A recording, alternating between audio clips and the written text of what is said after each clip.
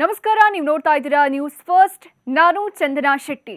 December 6 ಕರ್ನಾಟಕದ ಪಕ್ಕದ ಗೋವಾ ಪಾಲಿಗೆ ಆ ದಿನ ಕರಾಳ ದಿನ.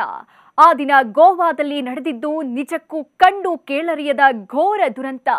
ಅಗ್ನಿಯ ನರ್ತನ, ಕಿರುಚಾಟ, ಕೂಗಾಟ, ಆ ಒಂದೊಂದು ದೃಶ್ಯಗಳು ಇನ್ನೂ ಕಣ್ಣಿಗೆ ಕಟ್ಟಾಗಿದೆ. ಆದ್ರೆ ಈ ಅವಘಡದ ತನಿಖೆ ಎಲ್ಲಿಗೆ ಬಂತು ಅನ್ನೋ ಅಪ್ಡೇಟ್ ಈ ವಿಡಿಯೋದಲ್ಲಿ ನೋಡ್ತಾ ಹೋಗೋಣ. ಆ ದಿನ ಗೋವಾದ ಬ್ರಿಡ್ಜ್ ಬೈ ರೋಮಿಯೋ ಲೇನ್ ಅನ್ನೋ ನೈಟ್ ಕ್ಲಬ್ ನಲ್ಲಿ ಪಾರ್ಟಿ ನಡೀತಾ ಇತ್ತು. ಆ ವೇಳೆ ಕ್ಲಬ್ ಒಳಗೆ ಬಳಸಿದ ವಿದ್ಯುತ್ ಪಟಾಕಿಗಳಿಂದ ಬೆಂಕಿ ಹೊತ್ಕೊಳ್ತು.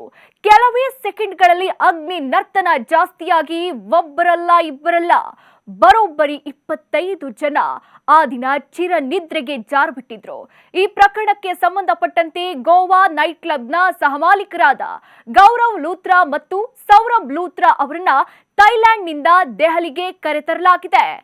ಈ ದುರಂತ ನಡೆದಿದ್ದು ಬೆಳಕಿಗೆ ಬರ್ತಾ ಇದ್ದಂತೆ ನೈಟ್ ಕ್ಲಬ್ನ ಓನರ್ಸ್ ಲೂತ್ರಾ ಸಹೋದರರು ಅಗ್ನಿ ಅವಘಡದ ನಂತರ ಥೈಲ್ಯಾಂಡ್ನ ಫುಕೆಟ್ಗೆ ಪರಾರಿಯಾಗಿದ್ರು. ಅವರ ವಿರುದ್ಧ ಇಂಟರ್ಪೋಲ್ ಬ್ಲೂ ಕಾರ್ನರ್ ನೋಟಿಸ್ ಕೂಡ ಹೊರಡಿಸಲಾಗಿತ್ತು. ಪ್ರಕರಣಕ್ಕೆ ಸಂಬಂಧಪಟ್ಟಂತೆ ಥಾಯ್ ಸರ್ಕಾರದೊಂದಿಗೆ ನಿಕಟ ಸಂಪರ್ಕದಲ್ಲಿದ್ದ ಭಾರತೀಯ ರಾಯಭಾರ ಕಚೇರಿಯ ಮಧ್ಯಪ್ರವೇಶದ ನಂತರ ಡಿಸೆಂಬರ್ 11ರಂದು ಫುಕೆಟ್ನಲ್ಲಿ ಥಾಯ್ ಅಧಿಕಾರಿಗಳು ಆ ಇಬ್ಬರನ್ನೂ ಬಂಧಿಸಿದ್ರು.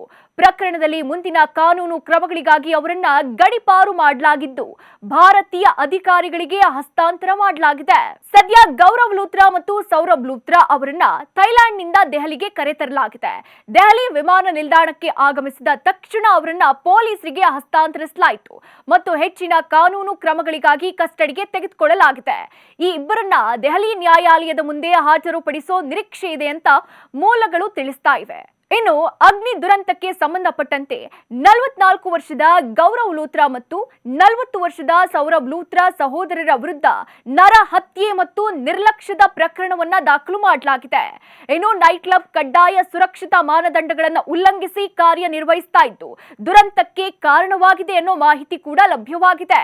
ಮತ್ತೊಂದು ಪ್ರಮುಖ ವಿಚಾರ ಅಂದ್ರೆ ಗೋವಾ ನೈಟ್ ಕ್ಲಬ್ ನಲ್ಲಿ ನಡೆದ ಅಗ್ನಿ ದುರಂತದಿಂದ ಸಿಲಿಕಾನ್ ಸಿಟಿ ಕ್ಲಬ್ಗಳಲ್ಲೂ ಕಟ್ಟೆಚ್ಚರ ವಹಿಸಲಾಗ್ತಾ ಇದೆ. ಇದಾಗಿತ್ತು ಈ ಹೊತ್ತಿನ ವಿಶೇಷ. ಇದೇ ರೀತಿಯ ಮತ್ತಷ್ಟು ಸುದ್ದಿಗಳಿಗಾಗಿ ನೋಡ್ತಾ ಇರಿ ನ್ಯೂಸ್ ಫಸ್ಟ್, ನಿರ್ಭೀತಿಯಿಂದ ನಿಮ್ಮ ಪರವಾಗಿ.